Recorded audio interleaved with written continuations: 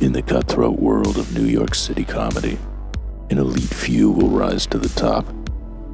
But only one, just one, can reach the absolute bottom. This next guy is a New York legend. Give it up for David Angelo, everybody. Thank you. You're a beautiful crowd here tonight. Thank you so much. This is my city, and this is my story. I'm fucked. How hard is it to get an audience to a taping of a special? Did you put my name on the posters? Well, no wonder. I told you not to. Gee, call the shelters. Figure it out. I don't know. This is it. You know what? After this, I'm done. This is my last show, unless you can get me work in the movies. I'm not working with Woody Allen. I can't. I just can't. I tried. He's not interested. I don't know. I sent a gift basket and everything. Oh, the limo's here. I gotta go. Nah, one of their drivers hit me with a party bus, so it's gratis. All right, see ya. You know, when you start out in comedy, you try to be as clever and funny as possible. And then after a few years, you begin to understand why Gallagher was smashing watermelons. In the industry, they don't know what to do with me. If I were 5% funnier, I'd be a millionaire. And if I were 30% less funny, I'd be a multi-millionaire. But what can you do? It's great to be here in New York City. All right, indifference, beautiful. That's how I feel, right? Like, it's a good city, but I also hate it. Like, don't you wish, like, Putin would nuke us sometimes? Like, I'd be fine getting nuked if it killed my upstairs neighbor, too. The city's a nightmare. It's unlivable, and it's so expensive. It shouldn't be expensive and bad. Should be either or, right? It's like we need more crime somehow. Get the property values down. I'd much rather get mugged twice a month for $50 a pop. That saves me $5,000 a year in rent. You know, you could stab me in the neck if I could afford in-unit washer dryer. I just don't know how to live here anymore. It's the worst. I have an awful apartment. I have mice. Yeah, I have mice, but I stay up real late, and I know they hate that. Like, it'll be 4:30 in the morning. I'm on the couch. They're under the fridge. Like, Jesus Christ. We gotta get to work here. Come on. He just put on another episode of The Crown. You guys watching The Crown? This is a hip crowd. You guys are streaming, right? All right. The Crown on Netflix. I like Netflix, but they got too serious in the last few years. Did you notice? Like Netflix, not every show has to solve every problem in the world. Like, what happened to Netflix and chill? You can't bring a woman home to these shows anymore. It's like, hey, sweetheart, why don't you get comfortable? I'll get a drink, and then we'll watch this 5-part series on South Sudan.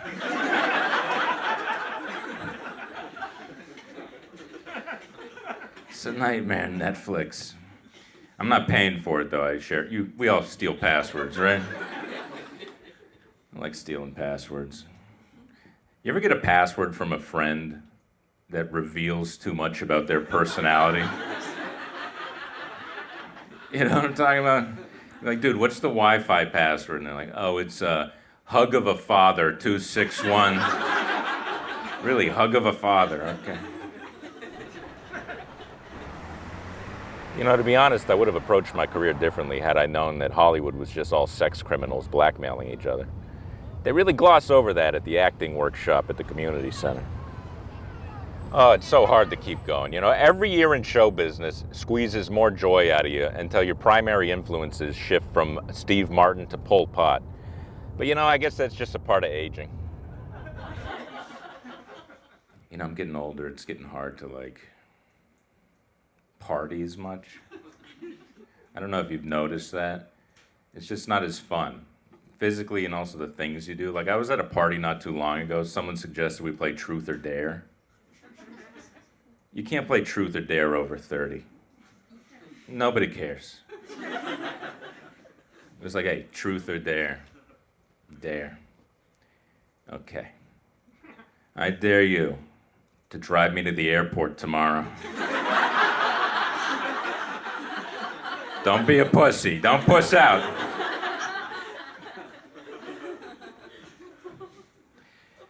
I hate flying. Can't stand it. But how bad is flying gonna be once all the pilots are millennials? Because right now they're good, you know? They have that like Captain Sully energy, the salt and pepper hair. Confidence. Millennials are not confident. Half my friends are like semi-suicidal. You have those friends where when they call you have to pick up? It's like, I better take this. He could be on the George Washington Bridge. No confidence, millennials. I don't want to be at the gate and find out our flight's delayed because Captain Kevin has a bad vibe. Once the pilots start boarding with emotional support animals, I'm going to Greyhound. It's Greyhound for me. But as bad as millennials are, Gen Z, oh my God. That's a tough one, that group. Gen Z, they're gonna make the worst old people. Grandkid comes in. Hey, Grandma, can I have $5 for, I just want some extra money. Gen Z grandma, oh, you want $5? You know, when I was your age, if I wanted some extra cash, I'd have to go on OnlyFans and fart in a banana cream pie. You don't know what work is. Get out of here. Gen Z, they have no money and they can't stop talking about it. It's the best about it. They're like, I don't understand. Why is it I'm a 19-year-old barista? Why don't I have the same amount of money as a 75-year-old orthodontist? What is going on with this system? I'm 22 years old. I have half the credits I need for a creative writing degree. And this anesthesiologist with his own practice somehow has more money than me. Capitalism has failed. They're all communists. That's the best part about Gen Z. They're all communists. Look here, I'm not going to get political, but socialism, guys, I don't think it's going to work, okay? MTV tried for 25 years to get 7 strangers to live in a house together. Every time it ended in failure.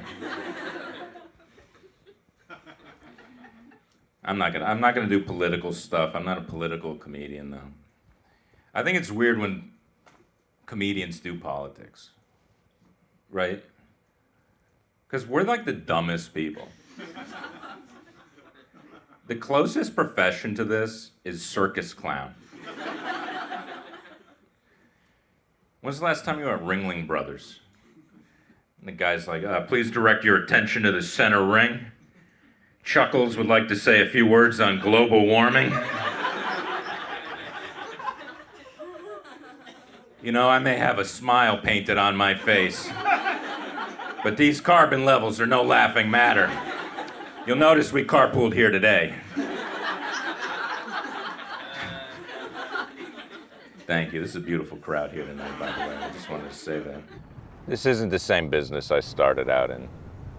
Now everyone's got a political message. It's so tedious. I just want to show kids that, you know, it's possible to be a comedian without even liking comedy. I think representation matters. You know, it's important to have inspiration out there. Gandhi always said you should be the change you want to see in the world. I like that. I just wish I knew how to be 5 billion less people. Now up here on the corner there used to be a comedy club. Great club. They'd book me all the time. I wonder what it is now. Still a comedy club. Okay, good to know. I will say it's hard to find a career. It's hard to know what to do. Because they don't really, you have like few options when you're young. When you're young, there's only 2 jobs you can do. Babysitter and lifeguard. Aren't those kind of high stakes for entry-level jobs? to get your foot in the door. It's like if you're a 15-year-old, you want to work in an office, the guy's like, okay, look, before we trust you with the Excel spreadsheet, let's see if you can keep my daughter alive.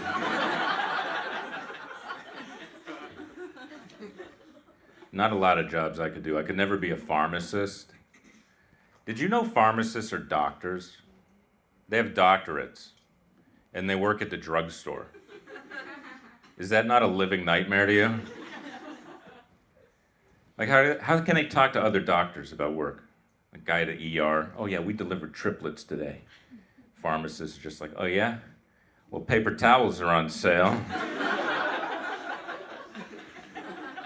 Why don't you swing by, we'll get lunch. I'll ask my manager, he's 15, but he's good to me. Usually gives me some time if I need to take a 20. Well, with the special coming out, we should be getting opportunities. Can't you give me a meeting somewhere? You can? With another agent. I mean, what about the book I wrote? I mean, you sent that to Random House, what'd they say?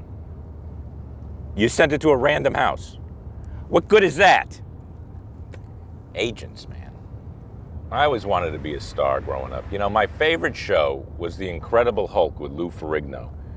But we had a black and white set, so I didn't even know he was green. I thought that guy's power was that he could turn into a raging Italian. And I liked it. I thought that was a good show. You can never have a show like that these days. Everyone's so uptight. There's a poll that says Americans are culturally insensitive. But I say, who cares what some Polish guy thinks, huh? Jeez. Now, this is my neighborhood here. On the weekends, they'll close this street off, either for like a farmer's market or a triple homicide. But it's a good community, good people. Sometimes you're just out in the city, right, and you have to go to the bathroom. You just have to go to the bathroom.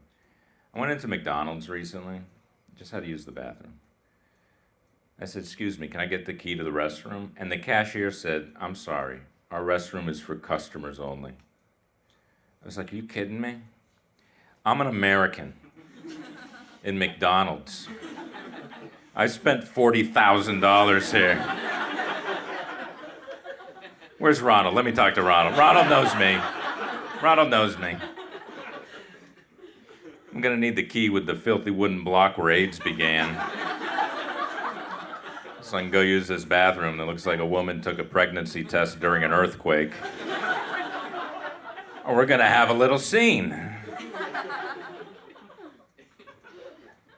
The one thing I don't like is when you go into a place and they don't have, like a coffee shop usually, and they don't have a register, they have the iPad. Like, I hate that thing. They always do they spin it around.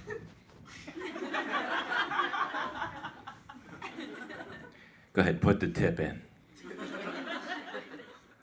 It gives you suggested tip amounts, but it starts at like 100%. Like 100% for a cup of coffee. Okay. It's not that hard for a cup of coffee. It's all it is this. You're just pivoting, you're just pivoting. Give me $1, I'm gonna be mad. Why does an anesthesiologist have more money than me?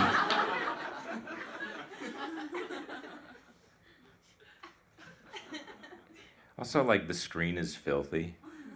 It's like I'm trying to get a pain de chocolat here, okay? I'm not trying to touch the finger grease of 1 million peasants. I tell you what, if you hit the buttons, I'll give you $5. How about that? Just meet me in the middle. Hello? It's my agent. Stop everything I'm doing. Oh, he hung up. I guess he meant it. How do you like that? Now, this theater here, this is where I did my one-man show. Yeah, one guy showed up. I used to live in this building right here, penthouse apartment. Ground floor, but there were a lot of nudie mags. Great times. I got a lot of demons. I'm a sex addict. Yeah, just having a hard time finding a dealer. But you know what, I go out there, I'm out, I'm at the strip clubs, and a lot of people don't like strip clubs, they think they're demeaning to women, but I disagree. I think they're empowering. Like the one in my neighborhood, they even have a big sign out front that says "Live Girls." I think that's nice, you know? Sex is better than it's ever been. We're at the peak of sex. You couldn't have sex in the old days. It was a nightmare. I'm talking the old days, like 1600s. They didn't even have like bathrooms. They had nothing. And you couldn't have a fetish back then. Even the mild ones, like if you had a food fetish in the year 1500, what are you gonna do, come home? Hey, Margaret, why don't you throw some cabbage in that cauldron over the fire? I'm feeling a bit frisky tonight.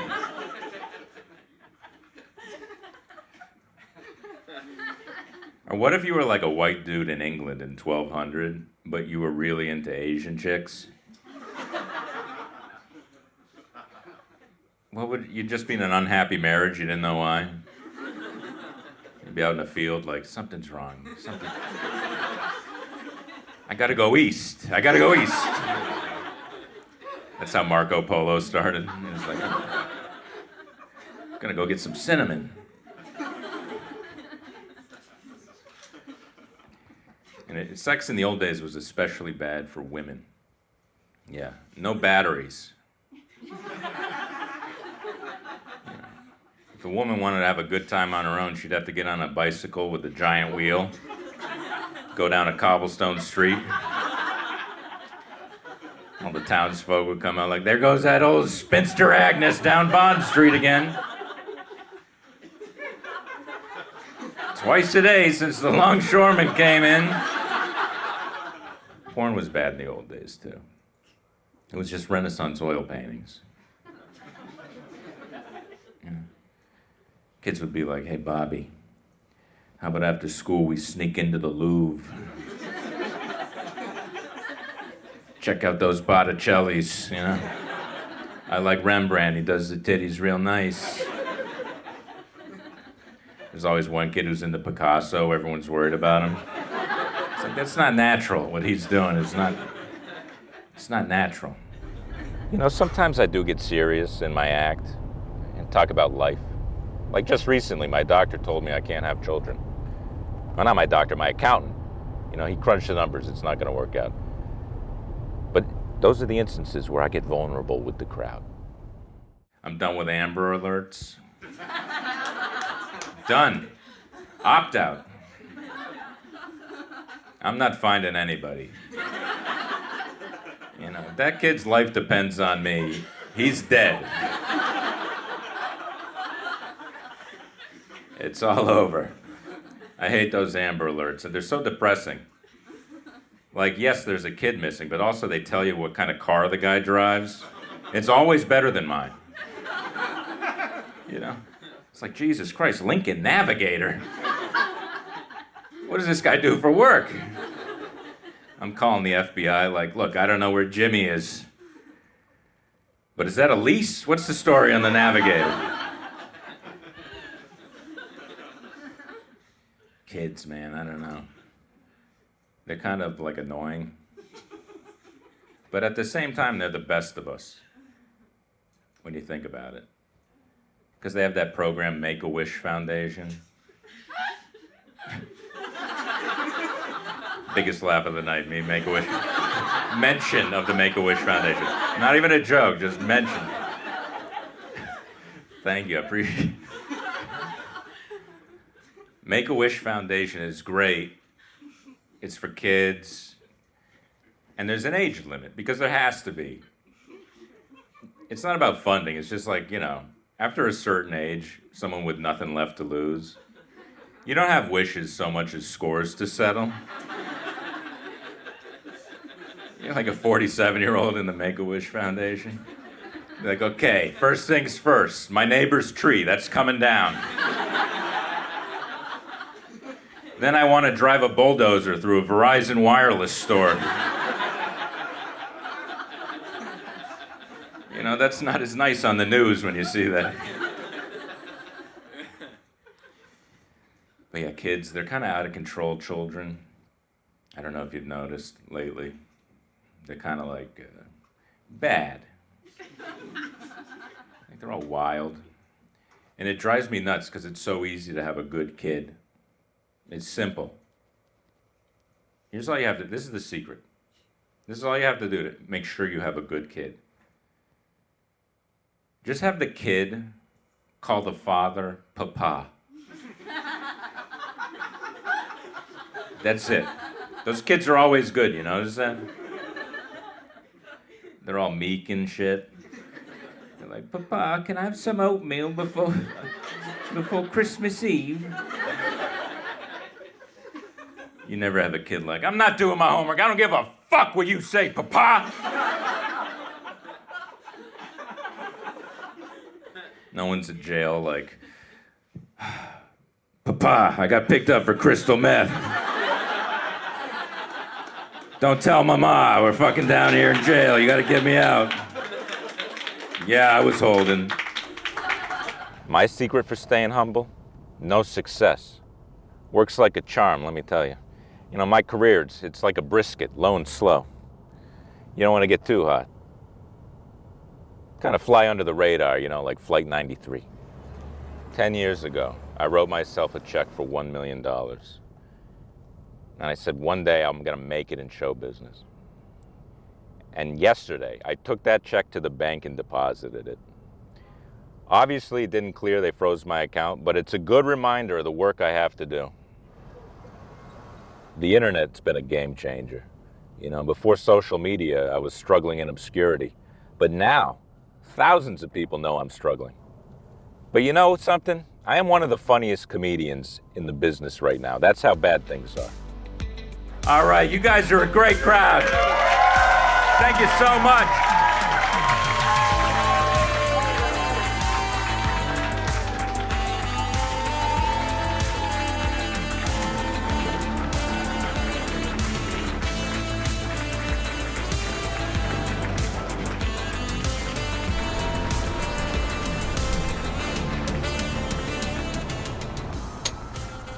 Yeah, I'm done. I can finally walk away from show business knowing I did it on my terms. That's it. The end. A Thursday night in Kenosha. In December? Outdoors? Are you crazy? Of course I'll do it. Let me get a pen. Hold on. Is there a hotel? That's all right. I can sleep at the bus station. It's not one of those all ages shows, is it? 'Cause I can't stand those. Kids are always a nightmare. Yeah.